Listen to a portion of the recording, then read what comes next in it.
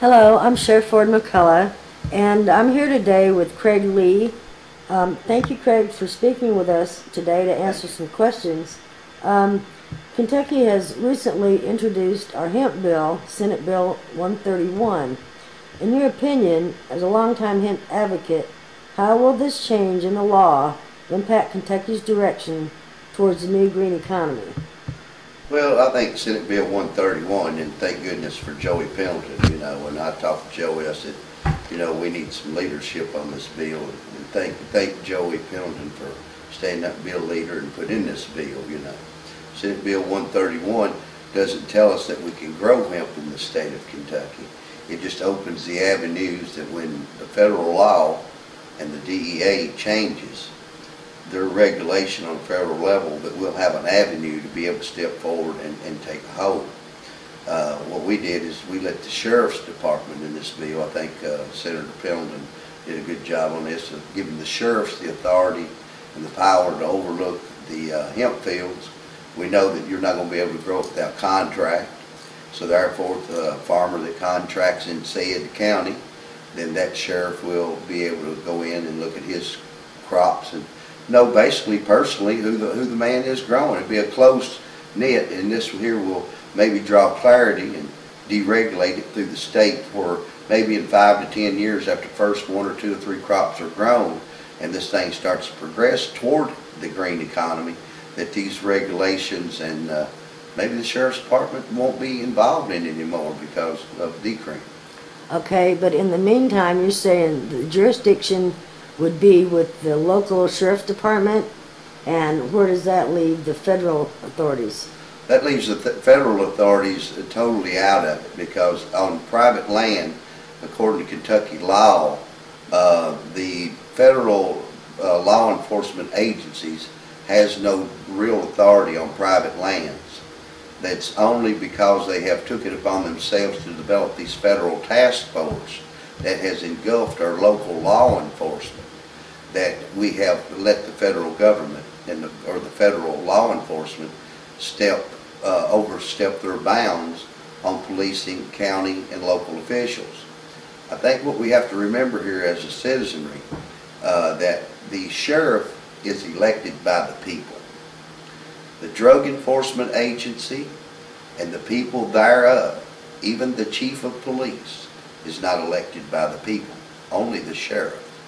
So I think any voice of the people is heard through a sheriff, not the drug enforcement bureaucracies that's been appointed in or been ushered in by those people that are in higher authority that wants to rule over the people. And I think toward having a sheriff overlooking this gives it more, gives the plant more dignity, gives the person that's growing the crop more respect and more self-assurance that he's not going to be harassed by growing several hundred acres of hemp for the green growing economy that's coming. Okay, now is there prospects in line for development and manufacture? Are there farmers on board? The agricultural community of Kentucky, are they on board? The agricultural community is going to handle this through the legislation process once the bill gets passed. The Kentucky Department of Agriculture will probably, the way the bill is lined out, of course anything can happen. The bill hasn't been through this legislative session, had been through the process. So the way it's drawn up is the Kentucky Department of Agriculture will handle the seed, and then once they're distributed, then those people who has a license to sell and resell and to plant the crop will be totally responsible with the oversight of the sheriff for watching it, even in the processing commercial.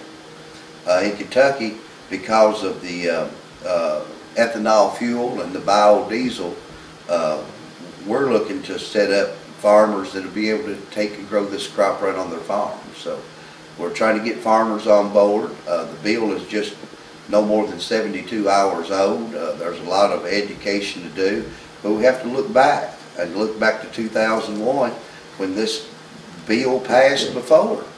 I mean, this is not something new to Kentucky. This is something that's old, and it's 7 years outdated. And like one senator said, he said, we're 7 years behind the curve and we're still swinging. He said, I thought we passed this in 2001. We did. Well, why didn't we get enacted? You know, so the thing about it is, these are politicians that starting to ask themselves questions now. Questioning themselves about, didn't we pass this once before? What happened? Well, now we're here at the green economy door. And I don't think you can be green at all or speak green without including industrial hemp. Because I researched canaf with the University of Kentucky, and canaf is a tropical plant. And they're not researching it here for cellulose, and it's 75% cellulose. Miscanthus cost about $2,000 to even get started in growing miscanthus. Miscanthus is a tall growing grass that they're researching at southwestern Illinois. And it takes all day long to put out 50 acres. I don't think we can farm like that here. Switchgrass still yet has to be proven. These are 3 grasses that I've already done mentioned, and we're experimenting with them. When one plant, and that's the cannabis sativa L, the hemp plant, that we know our history tells us it grows it here. We can have oil seed flowing. We can have oil seed in production this year. We can have facilities built and oil flowing by October, November of next year, pretty much in the industrial oil business, without having to do much research, because some of the research I've done, there's cultivars that's already that has been established for biodiesel production. So where it will put the Kentucky economy with Senate Bill 131, it'll put us in front. You know, we have to remember that North Dakota, Vermont, New Hampshire, Hawaii, Cynthia Thielen out there, just Dave Monson up North Dakota, there's 7, 8, 10 states that's coming on board with this. So Kentucky needs to get on board and head toward the green economy with this good green plant, and something we can do tomorrow. Well, I appreciate you talking to us today. Can you let our listeners know what they can do to help, how they can impact the decisions made by the politicians involved? Main thing is email or get in contact with your federal legislation, because Ron Paul has a House resolution up there, 1009, I believe it is. And you can get on board with that and call your local federal officers, your congressional and senator leaders in Washington. Or here in Kentucky, you can call 1-800-372-7181 and direct your support to the leadership in the Senate. And that'd be a good thing. And so that's 1-800-372-7181, and direct your message to the leadership. Okay, do you have any closing statements for us, Craig? We're about to go out, so if you've got some closing statements you'd like to make. Well, I'd like to make one to the president, and that is, if you want to be green, be green. But take this crop and deregulate it.